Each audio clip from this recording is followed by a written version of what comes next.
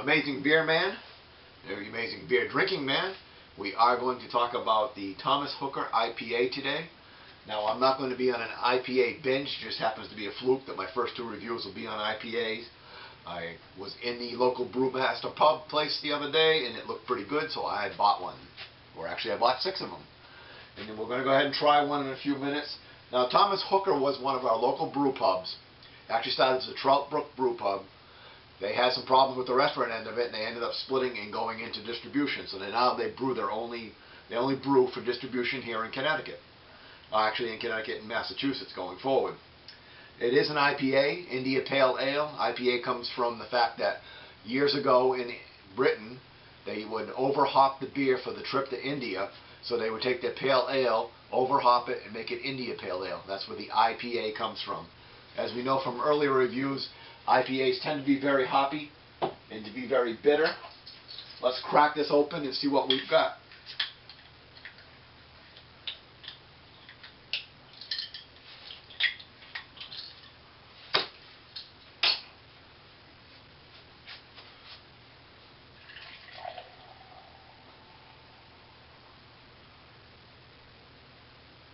Looks good.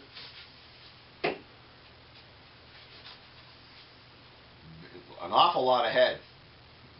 More head than I would expect on an IPA. They don't tend to be this much head on them. You can smell the hops, but it's not as prominent as some other IPAs.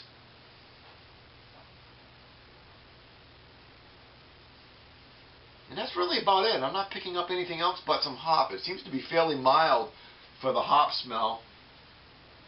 It is a fairly dark IPA, almost a red color. I know it's hard to see on the camera there.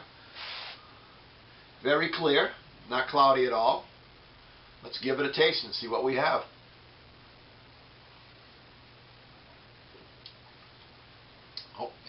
I can definitely taste the malt on this, more than other IPAs. You don't really get that heavy hop taste right up front, that bitter flavor up front. You taste more of the malt. It tastes more like an ale, like a pale ale. Then you do get the bitter at the end. You do get the hop at the end. This is much more like a pale ale rather than an India Pale Ale.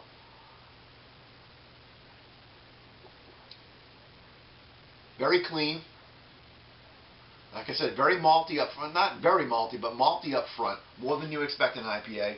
And then more of a subtle bitter at the end. You do taste the bitter, and the aftertaste is definitely very bitter. You can taste it. So you taste the hops more in the aftertaste rather than that hop bomb up front that we've seen in some other IPAs. I would say this is a fairly drinkable beer, one that you could drink all evening long rather than 1 or 2. Other IPAs, 2 might be the limit. They're just too bitter. This is something that would go good with a meal. Actually, all beer goes good with a meal. We know that.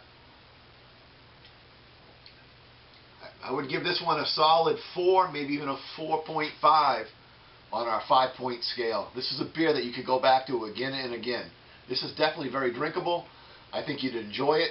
If you can find it in your area, I would definitely give it a try. This is the Amazing Beer Drinking Man.